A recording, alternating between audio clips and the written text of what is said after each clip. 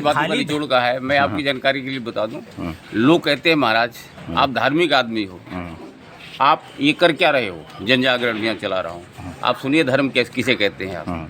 थोड़ा शॉर्ट में बताइएगा।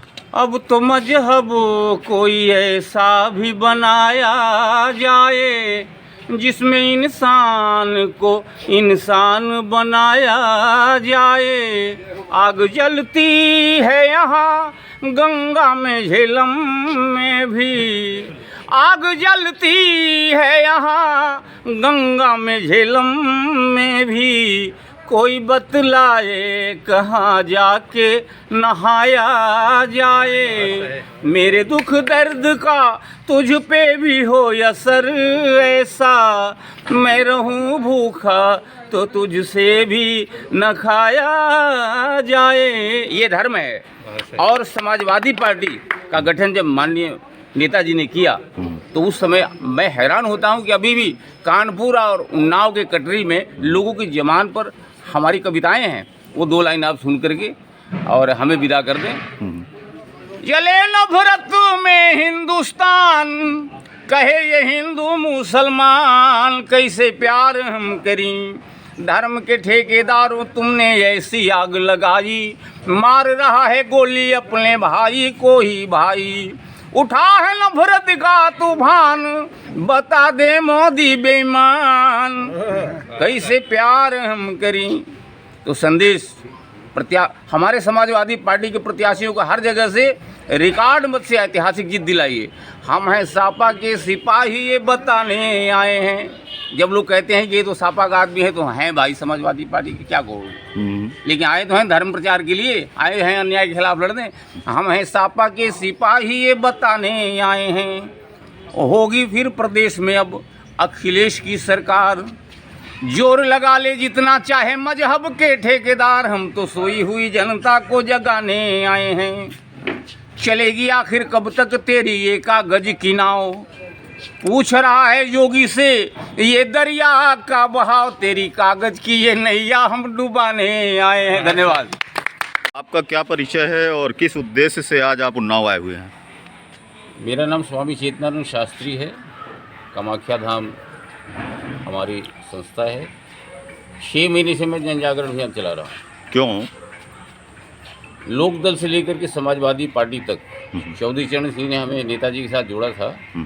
अब मेरा यहाँ एक ही मकसद है, एक ही उद्देश्य है कि भारतीय जनता पार्टी का यहाँ से सफाया हो जाए पूरे प्रदेश में। क्यों, ऐसा क्यों लगता है आपको?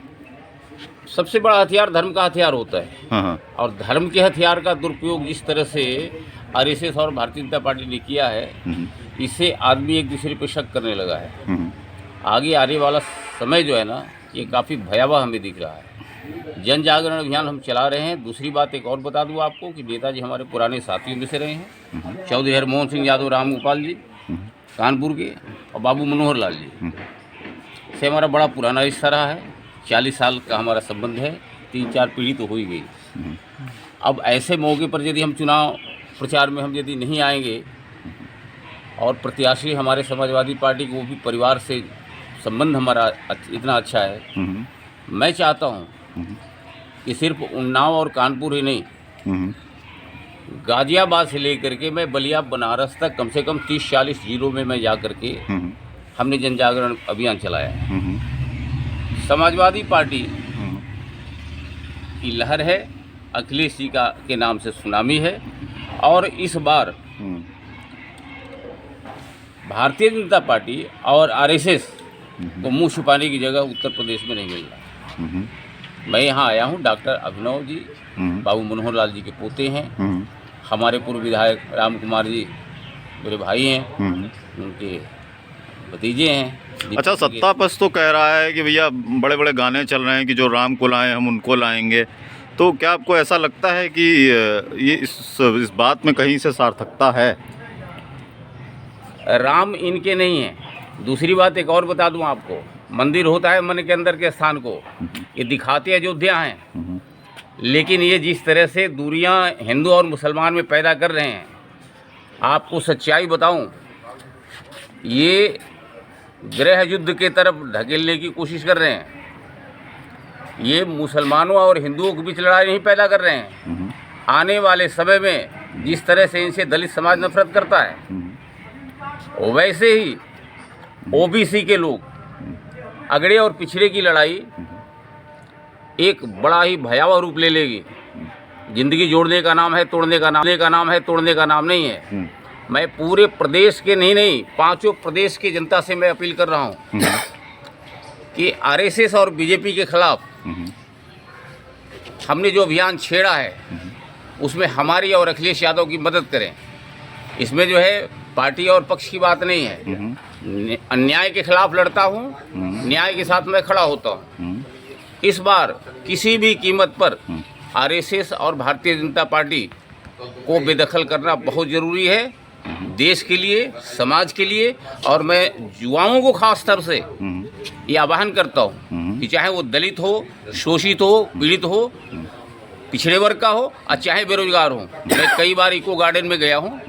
69,000 जो शिक्षकों का मामला चल रहा था, उस समय भी हमारे काफ़ी वायरल किया उन्होंने। हमारा ये कहना था कि जो नरेंद्र मोदी का हश्र मजदूर और किसानों ने किया दिल्ली के बॉर्डर पर, वो हश्र अब 5 प्रदेश में भारतीय जनता पार्टी की होने वाली है। उसके बाद हमारे साथ पूर्व के जिला पंचायत सदस्य वर्तमान के जिला पंचायत सदस्य अशोक जी हैं। बहुत बहुत स्वागत है सर। क्या लगता है आपको, इस बार क्या परिवेश बन रहा है? सरकार बननी चाहिए, सपा की बन रही है। उन्नाव सदर की अगर बात करते हैं तो उन्नाव सदर में किन मुद्दों के तहत आप आ रहे हैं, और आपको क्या लगता है कि प्रमुखता क्या होनी चाहिए? यहाँ पे होना चाहिए कि यहाँ का जो विधायक है इतना लुटेरा है कि कोटेदारों से पैसा लेता है, ज़मीन कब्जा करता है, किसी की दलाली करवा रहा, अड्डे चलवा रहा है। तो यहाँ की पब्लिक जो है चाह रही है कि अब की यहाँ का परिवर्तन होना चाहिए। प्रमुख मुद्दे क्या होने चाहिए आपके हिसाब से, क्या हैं? अब हमारे हिसाब से तो जानवर है, बेरोजगारी दूर हो, यही सब चल रहा है। चलिए ठीक है, कुछ एक और चाचा बोलो। क्या है भाई? अरे हम लोग तो सबसे ज़्यादा जानवरों से परेशान हैं। 5 किलो 10 किलो गेहूं दे के बाद में 5 कुंटल हमारा गैया चरे जा रही हैं। अरे और गैया अगर बांधी नहीं गई तो उनका न कानी हूद है, न चारा दे रही सरकार। तो वैसे खेतें चल रही हैं, किसान मचाना गाड़े चिल्ला रहा, अपन रात भर जागी रहा है। समस्याएं हैं। चाचा आपका क्या कहना है? हमारा यही कहना है कि हमारे गांव में ना तो ये बना है गौशाला और ना रोड बनी है, और किसान रात दिन खेती में लगा रहता है और उसको खाने भर के लिए अन्न नहीं पैदा कर पाता। दुखी है किसान। 2,000 रुपया दे तो रही है सरकार। अरे 2,000 में क्या होगा? 20,000 का हमारा नुकसान नहीं सरकार कर रही। तो 2,000 मिल भी तो रहा है।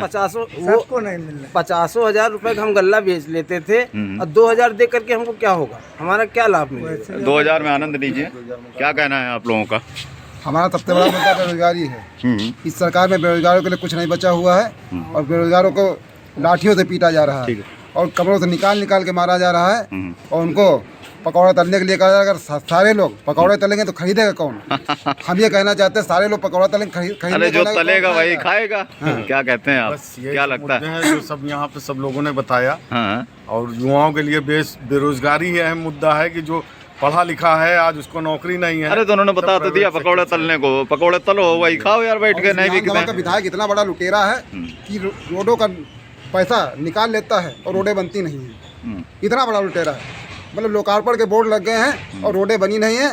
और अगर कोई देखना चाहे तो हमारे साथ चल के देखे लोग ने एक रोड पैच वर्क, और रोडें बनी नहीं है। और अगर कोई देखना चाहे तो हमारे साथ चल के देखे लोग ने एक रोड पैच वर्क कराया जा रहा है। पैच वर्क और जो 1 करोड़ रुपया निकल गया रोड का, वो कहाँ चला गया? ये विधायक हमको बताया कि 1 करोड़ ठीक है। क्या लगता है आपको? भैया अभी आपने एक गाना को किया कि राम को लाए, अभी आपने बताया। हमने नहीं बताया, जो चल रहा है वो हमने स्वामी जी से सवाल किया। लेकिन हम ये कह रहे हैं, हमने स्वामी जी से सवाल किया कि वो चल रहा है क्योंकि वो पीठाधीश्वर हैं। बहुत सही बात है, इनका एक धर्म की व्यवस्था है। लेकिन जो राम की ये बात कर रहे हैं कि राम को लाए हैं, हमको लगता है इनसे बड़ा राक्षस कोई है ही नहीं। जब विष्णु भगवान ने यहाँ अवतार लिया था राम को बन करके, उनको कौन लाया था यहाँ? किसकी वजह से यहाँ आए थे? रावण की वजह से आए थे, और आज ये लेकर के आ रहे हैं। कृष्ण को कौन लाया था? कंस लाया था, जो कि विष्णु के ही अवतार कंस आए थे, और फिर राम जी को लाए हैं। नहीं, कंस विष्णु के अवतार नहीं। कंस को विष्णु अवतार बन करके हाँ। कृष्ण जी आए तो वो लाया। तो सबसे बड़ा राक्षस कौन है आज जब ये लेकर के आए हैं इस धरती पे हमारे यहाँ? तो हमको लगता है इनसे बड़ा तो कोई वो ही नहीं। अरे भाई, अब तो बहुत बड़ा आरोप लगा रहे हैं। जनता इतना प्रेम कर रही है। ये वो रामायण वेद ये सब बता रहे हैं कि विष्णु जी कहते हैं कि जब जब यहाँ धर्म की वो होगी तब तब मैं आऊँगा, और ये लेके आ रहे हैं, तो इसका क्या मतलब हुआ? इन्होंने सारी बातों का निचोड़ कहा है। मैं आपकी जानकारी के लिए बता दूं, लोग कहते हैं महाराज आप धार्मिक आदमी हो,